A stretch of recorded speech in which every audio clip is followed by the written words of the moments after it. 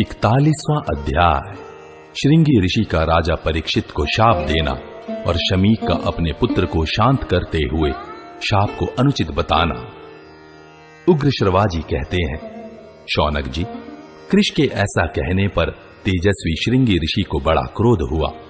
अपने पिता के कंधे पर मृतक रखे जाने की बात सुनकर वह रोष और शोक से संतप्त हो उठा। उसने कृष की ओर देखकर मधुर वाणी में पूछा, भैया बताओ तो, आज मेरे पिता अपने कंधे पर मृतक कैसे धारण कर रहे हैं? कृष ने कहा, तात, आज राजा परीक्षित अपने शिकार के पीछे दौड़ते हुए आए थे। उन्होंने तुम्हारे पिता के कंधे पर मृतक सांप रख दिया है। श्रृंगी बोला, कृष, ठीक ठीक बताओ, मेरे पिता ने उस दुरात्मा राजा का क्या अपराध किया था? फिर मेरी तपस्या का बल देखना। कृष ने कहा, अभिमन्यु पुत्र राजा परीक्षित अकेले शिकार खेलने आए थे। उन्होंने एक शीघ्रगामी हिंसक मृग को बाण से बींध डाला, किंतु उस विशाल वन में विचरते हुए राजा को वह मृग कहीं दिखाई न दिया। फिर उन्होंने तुम्हारे मौनी पिता को देखकर उसके विषय में पूछा। राजा भूख प्यास और थकावट से व्याकुल थे। इधर तुम्हारे पिता काठ की भांति अविचल भाव से बैठे थे। राजा ने बार बार तुम्हारे पिता से उस भागे हुए मृग के विषय में प्रश्न किया, परंतु मौन व्रत अवलंबी होने के कारण उन्होंने कुछ उत्तर नहीं दिया। तब राजा ने धनुष की नोक से एक मरा हुआ सांप उठाकर उनके कंधे पर डाल दिया। श्रृंगन, संयम पूर्वक व्रत का पालन करने वाले तुम्हारे पिता अभी उसी अवस्था में बैठे हैं और वे राजा परीक्षित अपनी राजधानी हस्तिनापुर को चले गए हैं। उग्र श्रवाजी कहते हैं, शौनक जी, इस प्रकार अपने पिता के कंधे पर मृतक सर्प के रखे जाने का समाचार सुनकर ऋषि कुमार श्रृंगी क्रोध से जल उठा। कोप से उसकी आंखें लाल हो गईं। वह तेजस्वी बालक रोष के आवेश में आकर प्रचंड क्रोध के वेग से युक्त हो गया था। उसने जल से आचमन करके हाथ में जल लेकर उस समय राजा परीक्षित को इस प्रकार शाप दिया। श्रृंगी बोला, जिस पापात्मा नरेश ने वैसे धर्म संकट में पड़े हुए मेरे बूढ़े पिता के कंधे पर मरा सांप रख दिया है, ब्राह्मणों का अपमान करने वाले उस कुरकुल कलंक पापी परीक्षित को आज से 7 रात के बाद प्रचंड तेजस्वी पन्न गौतम तक्षक नामक विषैला नाग अत्यंत कोप में भरकर मेरे वाक्य बल से प्रेरित हो यमलोक पहुंचा देगा। उग्र श्रवाजी कहते हैं, इस प्रकार अत्यंत क्रोधपूर्वक शाप देकर श्रृंगी अपने पिता के पास आया, जो उस गोष्ठ में कंधे पर मृतक सर्प धारण किए बैठे थे। कंधे पर रखे हुए मुर्दे सांप से संयुक्त पिता को देखकर श्रृंगी पुनः क्रोध से व्याकुल हो उठा। वह दुख से आंसू बहाने लगा। उसने पिता से कहा, तात, उस दुरात्मा राजा परीक्षित के द्वारा आपके इस अपमान की बात सुनकर मैंने उसे क्रोधपूर्वक जैसा शाप दिया है, वह कुरुकुल आधम वैसे ही भयंकर शाप के योग्य है। आज के 7वें दिन नागराज तक्षक उस पापी को अत्यंत भयंकर यमलोक में पहुंचा देगा। ब्राह्मण, इस प्रकार क्रोध में भरे हुए पुत्र से उसके पिता शमीक ने कहा। शमीक बोले, वत्स, तुमने शाप देकर मेरा प्रिय कार्य नहीं किया है। यह तपस्वियों का धर्म नहीं है। हम लोग उन महाराज परीक्षित के राज्य में निवास करते हैं और उनके द्वारा न्यायपूर्वक हमारी रक्षा होती है। अतः उनको शाप देना मुझे पसंद नहीं है। हमारे जैसे साधु पुरुषों को तो वर्तमान राजा परीक्षित के अपराध को सब प्रकार से क्षमा ही करना चाहिए। बेटा, यदि धर्म को नष्ट किया जाए तो वह मनुष्य का नाश कर देता है, इसमें संशय नहीं है। यदि राजा रक्षा न करे तो हमें भारी कष्ट पहुंच सकता है। पुत्र, हम राजा के बिना सुखपूर्वक धर्म का अनुष्ठान नहीं कर सकते। तात, धर्म पर दृष्टि रखने वाले राजाओं के द्वारा सुरक्षित होकर हम अधिक से अधिक धर्म का आचरण कर पाते हैं। अतः हमारे पुण्य कर्मों में धर्मतः उनका भी भाग है। इसलिए वर्तमान राजा परीक्षित के अपराध को तो क्षमा ही कर देना चाहिए। परीक्षित तो विशेष रूप से अपने प्रपितामह युधिष्ठिर आदि की भांति हमारी रक्षा करते हैं। शक्तिशाली पुत्र, प्रत्येक राजा को इसी प्रकार प्रजा की रक्षा करनी चाहिए। वे आज भूखे और थके मांदे यहाँ आए थे। वे तपस्वी नरेश मेरे इस मौन व्रत को नहीं जानते थे। मैं समझता हूं इसीलिए उन्होंने मेरे साथ ऐसा बर्ताव कर दिया। जिस देश में राजा न हो वहां अनेक प्रकार के दोष पैदा होते हैं। धर्म की मर्यादा त्याग कर उच्छृंखल बने हुए लोगों को राजा अपने दंड के द्वारा शिक्षा देता है। दंड से भय होता है, फिर भय से तत्काल शांति स्थापित होती है। जो चोर आदि के भय से उद्विग्न है वह धर्म का अनुष्ठान नहीं कर सकता। वह उद्विग्न पुरुष यज्ञ, श्राद्ध आदि शास्त्रीय कर्मों का आचरण भी नहीं कर सकता। राजा से धर्म की स्थापना होती है और धर्म से स्वर्गलोक की प्रतिष्ठा होती है। राजा से संपूर्ण यज्ञ कर्म प्रतिष्ठित होते हैं और यज्ञ से देवताओं की प्रतिष्ठा होती है। देवता के प्रसन्न होने से वर्षा होती है, वर्षा से अन्न पैदा होता है और अन्न से निरंतर मनुष्यों के हित का पोषण करते हुए राज्य का पालन करने वाला राजा मनुष्यों के लिए विधाता है। राजा 10 क्षोत्रिय के समान है, ऐसा मनु जी ने कहा है। वे तपस्वी राजा यहां भूखे प्यासे और थके मांदे आए थे। उन्हें मेरे इस मौन व्रत का पता नहीं था, इसलिए मेरे न बोलने से रुष्ट होकर उन्होंने ऐसा किया है। तुमने मूर्खतावश बिना विचारे क्यों यह दुष्कर्म कर डाला? बेटा, राजा हम लोगों से शाप पाने के योग्य नहीं है। इस प्रकार श्री महाभारत आदि पर्व के अंतर्गत आस्तिक पर्व में परीक्षित शाप विषयक 41वां अध्याय पूरा हुआ। 42वां अध्याय शमीक का अपने पुत्र को समझाना और गौरमुख को राजा परीक्षित के पास भेजना, राजा द्वारा आत्मरक्षा की व्यवस्था तथा तक्षक नाग और काश्यप की बातचीत। श्रृंगी बोला, तात, यदि यह साहस है अथवा यदि मेरे द्वारा दुष्कर्म हो गया है तो हो जाए। आपको यह प्रिय लगे या अप्रिय, किंतु मैंने जो बात कह दी है वह झूठी नहीं हो सकती। पिताजी, मैं आपसे सच कहता हूं, अब यह शाप टल नहीं सकता। मैं हंसी मजाक में भी झूठ नहीं बोलता, फिर शाप देते समय कैसे झूठी बात कह सकता हूं? शमीक ने कहा, बेटा, मैं जानता हूं तुम्हारा प्रभाव उग्र है, तुम बड़े सत्यवादी हो, तुमने पहले भी कभी झूठी बात नहीं कही है, अतः यह शाप मिथ्या नहीं होगा।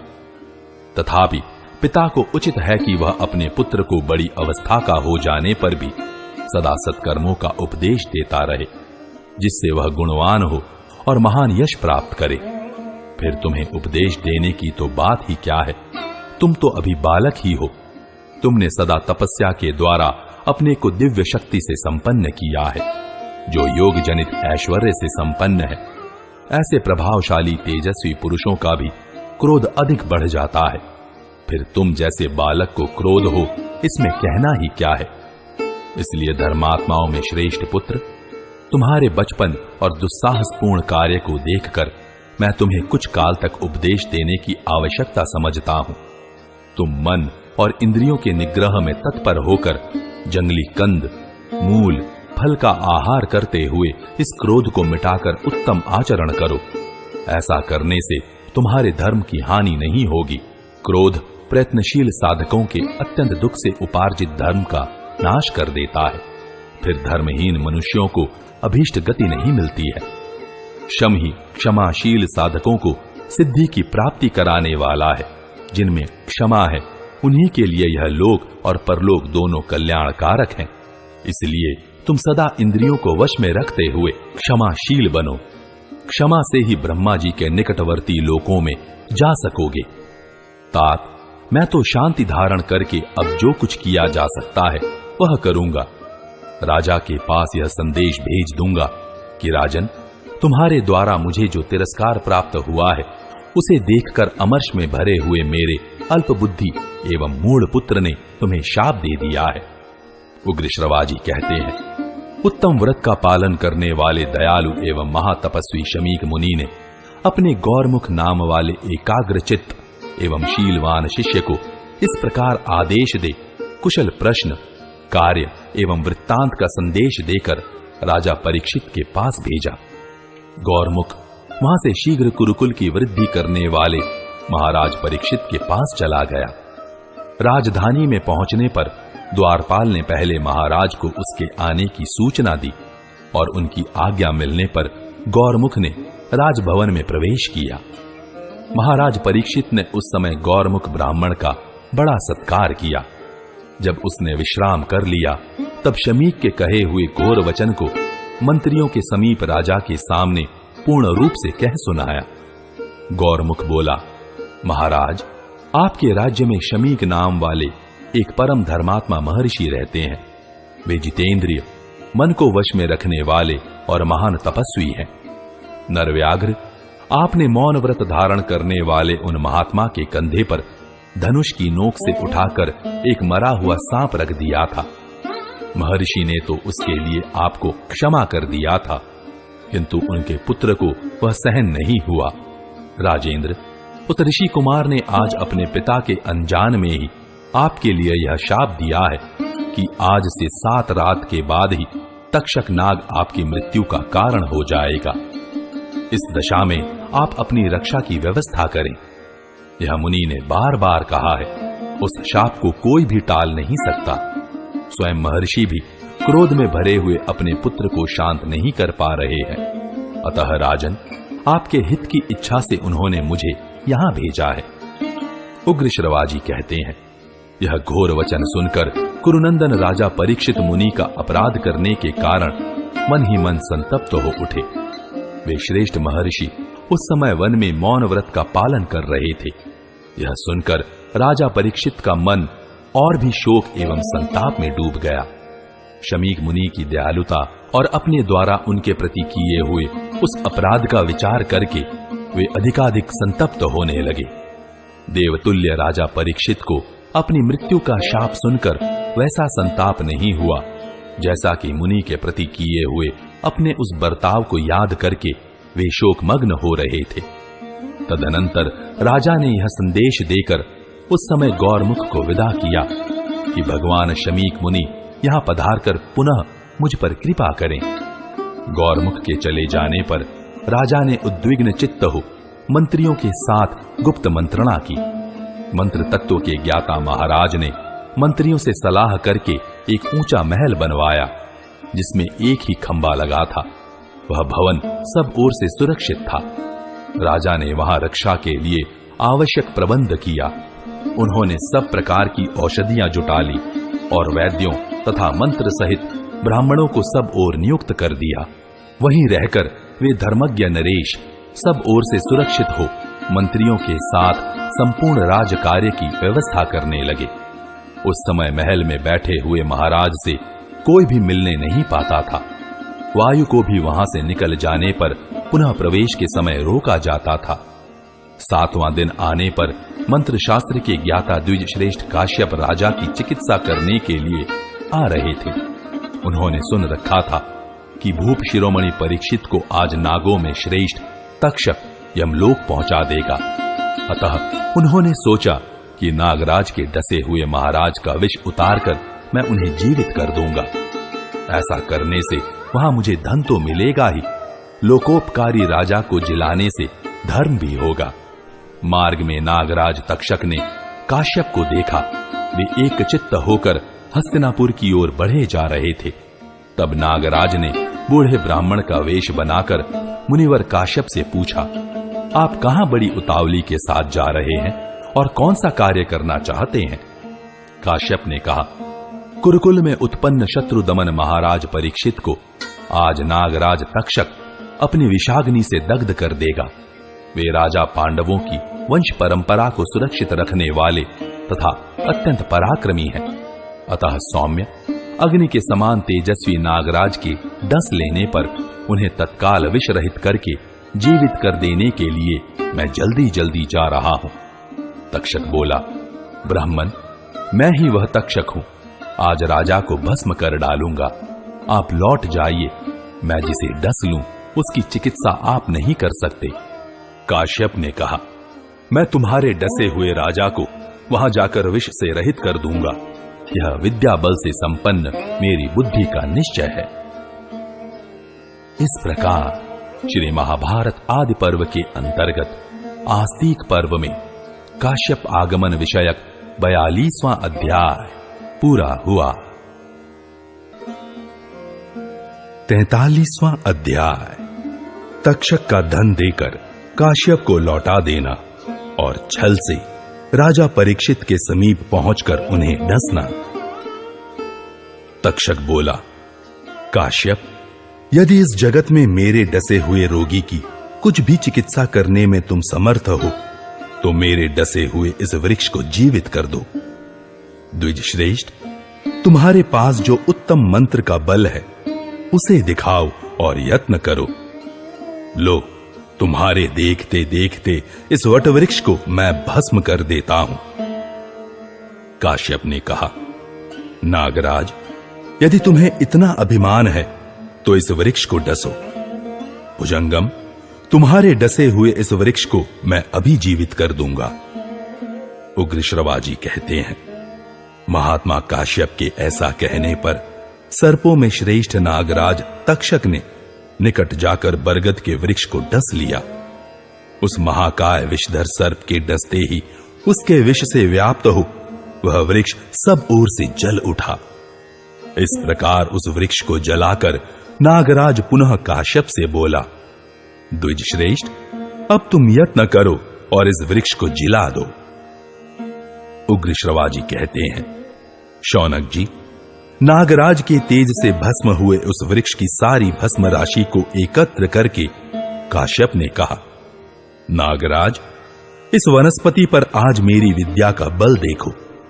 भुजंगम, मैं तुम्हारे देखते देखते इस वृक्ष को जीवित कर दूंगा। तदनंतर सौभाग्यशाली विद्वान द्विज श्रेष्ठ काश्यप ने भस्म राशि के रूप में विद्यमान उस वृक्ष को विद्या के बल से जीवित कर दिया।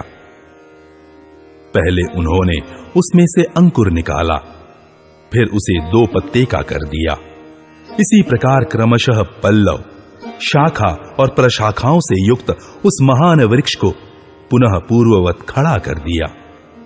महात्मा काश्यप द्वारा जिलाए हुए उस वृक्ष को देखकर तक्षक ने कहा, ब्राह्मण, तुम जैसे मंत्रवेत्ता में ऐसे चमत्कार का होना कोई अद्भुत बात नहीं है। तपस्या के धनी द्विजेंद्र, जब तुम मेरे या मेरे जैसे दूसरे सर्प के विष को अपनी विद्या के बल से नष्ट कर सकते हो तो बताओ, तुम कौन सा प्रयोजन सिद्ध करने की इच्छा से वहां जा रहे हो? उस श्रेष्ठ राजा से जो फल प्राप्त करना तुम्हें अभीष्ट है वह अत्यंत दुर्लभ हो तो भी मैं ही तुम्हें दे दूंगा। विप्रवर, महाराज परीक्षित ब्राह्मण के शाप से तिरस्कृत हैं और उनकी आयु भी समाप्त हो चली है। ऐसी दशा में उन्हें जिलाने के लिए चेष्टा करने पर तुम्हें सिद्धि प्राप्त होगी, इसमें संदेह है। यदि तुम सफल न हुए तो तीनों लोकों में विख्यात एवं प्रकाशित तुम्हारा यश किरण रहित सूर्य के समान इस लोक से अदृश्य हो जाएगा। काश्यप ने कहा, नागराज तक्षक, मैं तो वहां धन के लिए ही जाता हूं। वह तुम ही मुझे दे दो तो उस धन को लेकर मैं घर लौट जाऊंगा। तक्षक बोला, द्विज श्रेष्ठ, तुम राजा परीक्षित से जितना धन पाना चाहते हो उससे अधिक मैं ही दे दूंगा, अतः लौट जाओ। उग्रश्रवाजी कहते हैं, तक्षक की बात सुनकर परम बुद्धिमान महातेजस्वी विप्रवर काश्यप ने राजा परीक्षित के विषय में कुछ देर ध्यान लगाकर सोचा। तेजस्वी काश्यप दिव्य ज्ञान से संपन्न थे। उस समय उन्होंने जान लिया कि पांडव वंशी राजा परीक्षित की आयु अब समाप्त हो गई है, अतः वे मुनिश्रेष्ठ तक्षक से अपनी रुचि के अनुसार धन लेकर वहां से लौट गए। महात्मा काश्यप के समय रहते लौट जाने पर तक्षक तुरंत हस्तिनापुर नगर में जा पहुंचा। वहां जाने पर उसने सुना राजा परीक्षित की मंत्रों तथा विष उतारने वाली औषधियों द्वारा प्रयत्न पूर्वक रक्षा की जा रही है। उग्रश्रवाजी कहते हैं, शौनक जी, तब तक्षक ने विचार किया, मुझे माया का आश्रय लेकर राजा को ठग लेना चाहिए, किंतु इसके लिए क्या उपाय हो। तदनंतर तक्षक नाग ने फल, दर्भ और जल लेकर कुछ नागों को तपस्वी रूप में राजा के पास जाने की आज्ञा दी। तक्षक ने कहा, तुम लोग कार्य की सफलता के लिए राजा के पास जाओ, किंतु तनिक भी व्यग्र न होना। तुम्हारे जाने का उद्देश्य है महाराज को फल, फूल और जल भेंट करना। उग्र श्रवाजी कहते हैं, तक्षक के आदेश देने पर उन नागों ने वैसा ही किया। वे राजा के पास कुश, जल और फल लेकर गए। परम पराक्रमी महाराज परीक्षित ने उनकी दी हुई वे सब वस्तुएं ग्रहण कर ली। तदनंतर उन्हें पारितोषिक देने आदि का कार्य करके कहा, अब आप लोग जाएं। तपस्वियों के वेश में छिपे हुए उन नागों के चले जाने पर राजा ने अपने मंत्रियों और सुहृदों से कहा, ये सब तपस्वियों द्वारा लाए हुए बड़े स्वादिष्ट फल हैं, इन्हें मेरे साथ आप लोग भी खाएं। ऐसा कहकर मंत्रियों सहित राजा ने उन फलों को लेने की इच्छा की। विधाता के विधान एवं महर्षि के वचन से प्रेरित होकर राजा ने वही फल स्वयं खाया जिस पर तक्षक नाग बैठा था। शौनक जी, खाते समय राजा के हाथ में जो फल था उससे एक छोटा सा कीट प्रकट हुआ। देखने में वह अत्यंत लघु था। उसकी आंखें काली और शरीर का रंग तांबे के समान था। नृपश्रेष्ठ परीक्षित ने उस कीड़े को हाथ में लेकर मंत्रियों से इस प्रकार कहा, अब सूर्यदेव अस्ताचल को जा रहे हैं, इसलिए इस समय मुझे सर्प के विष से कोई भय नहीं है। वे मुनि सत्यवादी हों, इसके लिए यह कीट ही तक्षक नाम धारण करके मुझे डस ले। ऐसा करने से मेरे दोष का परिहार हो जाएगा। काल से प्रेरित होकर मंत्रियों ने भी उनकी हां में हां मिला दी। मंत्रियों से यह बात कहकर राजाधिराज परीक्षित उस लघु कीट को कंधे पर रखकर जोर जोर से हंसने लगे। वे तत्काल ही मरने वाले थे, अतः उनकी बुद्धि मारी गई थी। राजा अभी हंस ही रहे थे कि उन्हें जो निवेदित किया गया था उस फल से निकलकर तक्षक नाग ने अपने शरीर से उनको जकड़ लिया। इस प्रकार वेग पूर्वक उनके शरीर में लिपटकर नागराज तक्षक ने बड़े जोर से गर्जना की और भूपाल परीक्षित को डस लिया। इस प्रकार श्री महाभारत आदि पर्व के अंतर्गत आस्तीक पर्व में तक्षक दर्शन विषयक 43वां अध्याय